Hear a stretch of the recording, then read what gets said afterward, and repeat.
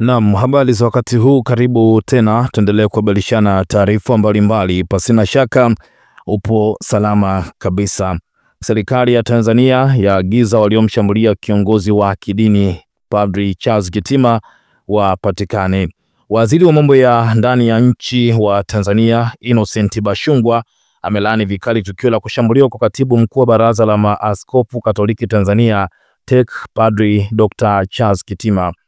Nitumie nafasi hii kuungana na Watanzania kutoa pole za dhati kwa katibu mkuu wa Baraza la Maaskofu Tanzania TEC ndugu yetu Padri Charles Kitima, familia yake, Baraza la Maaskofu Tanzania na watu wengine wanaokumbwa na matukio ya kihalifu. Bashungwa ameliagiza jeshi la polisi kumtafuta na kumhoji mtu aliyeandika kwenye mitandao ya kijamii kuwa siku za Kitima zinahesabika, pamoja na watu wote waliohusika na uhalifu huo ili hatua kali za kisheria zichukuliwe. Aliagiza jeshi la polisi kumtafuta kwa haraka yule mtu aliyetweet kwenye mitandao ya kijamii kwamba siku za Kitima zinahesabika. Mtu huyu atafutwe haraka, ahojiwe ametumwa na nani, na hatua kali za kisheria zichukuliwe haraka iwezekanavyo kwa watu wote watakaobainika kuhusika katika tukio hili, amesema Bashungwa.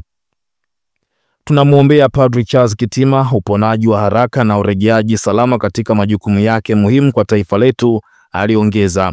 Na ichukue nafasi hii kukemea vitendo vyote ambavyo vinaonyesha ishara yoyote ya kuingiza taifa letu katika vurugu, ili kamwe halikubaliki na halivumiliki, na tutachukua hatua kali za kisheria, amesisitiza.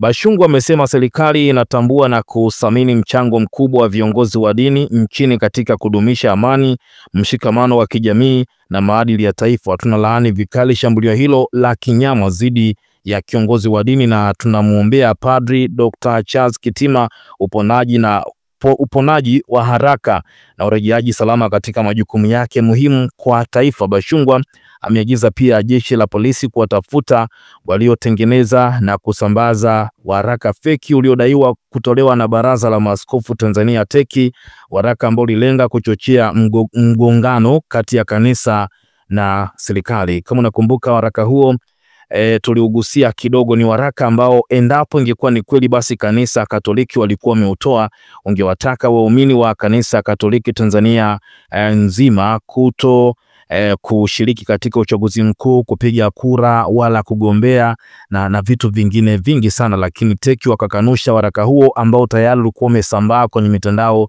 mbalimbali ya kijamii. Hivyo Bashungwa ameagiza pia jeshi la polisi kuwatafuta waliotengeneza na kusambaza waraka huo feki ambao lidaiwa kutolewa na Baraza la Maaskofu Tanzania TEC, waraka ambao nilenga kuchochea mgongano kati ya kanisa na serikali. Lakini tulishuhudia watu wengi sana wakiuposti waraka huo kwenye mitandao mbalimbali ya kijamii. Lakini pia nilikuhabarisha kuhusu mtu ambaye alitweet kuhusu Padri Charles Kitima siku mbili kabla ya tukio la padri kushambuliwa kutokea. Na pia Bashungwa amesema kwamba mtu huyo atafutwe, ahojiwe, anashirikiana na nani alimtuma kuandika taarifa hizo na hiki ambacho kimemkuta Padri Kitima. Tuachie maoni yako, lakini mengi zaidi endelea kuwa karibu nasi, kuhabarisha hapa.